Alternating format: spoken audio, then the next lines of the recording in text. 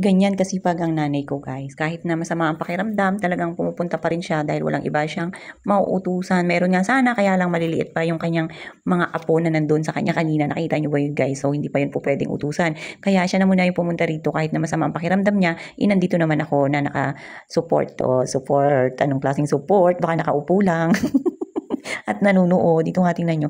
Dapat nga sana papasok ako dyan para tulungan ko siyang maglinis ng mga dumi nitong mga baboy natin guys. Kaya lang, sabi ng nanay ko, huwag na akong mangahas at baka ako'y mawala pa.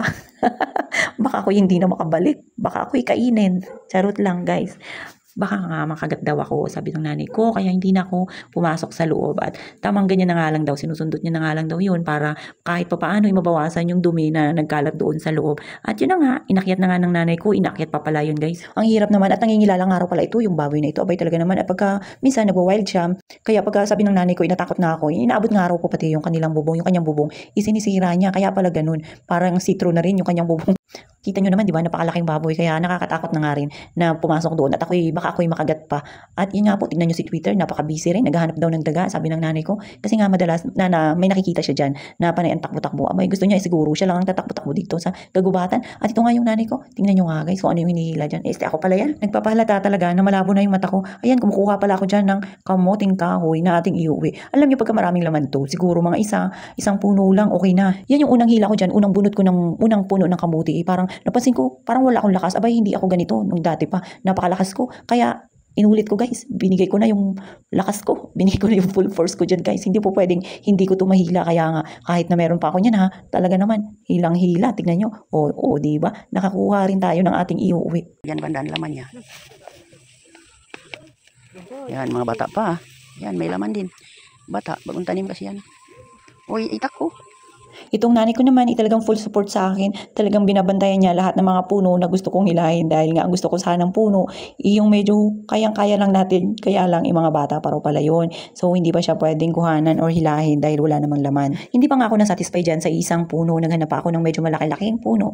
At ito, nakita ko nga pala ito yung naapak-apakan at nakakuha rin ako sa wakas ng mga malalaking kamote. Kaya ayan, satisfied na ako dyan. Dahil tatlo lang naman kami kakain. Instead, dalawa lang kami ni nanay. Malamang ako lang. Ako lang pala guys yung makakain dyan ng pagkarami-raming kamote. So, okay na ito. Pwede na ito pang merienda sa buong maghapon. Instead, bukas guys. Syempre mainit na ngayon at medyo nagtatanghali na. Pakakainin ko na at pasasalubong ko si nanay ng masarap na kamote ang ating pinaghirapan.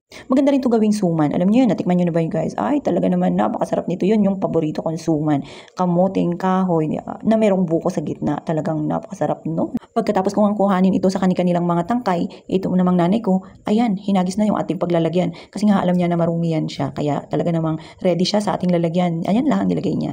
Diyan muna natin ilalagay sa sakong maliit para pagdating doon sa may tubig, ihuhugasan na natin yan. Pero doon na natin syempre huhugasan yan sa bahay.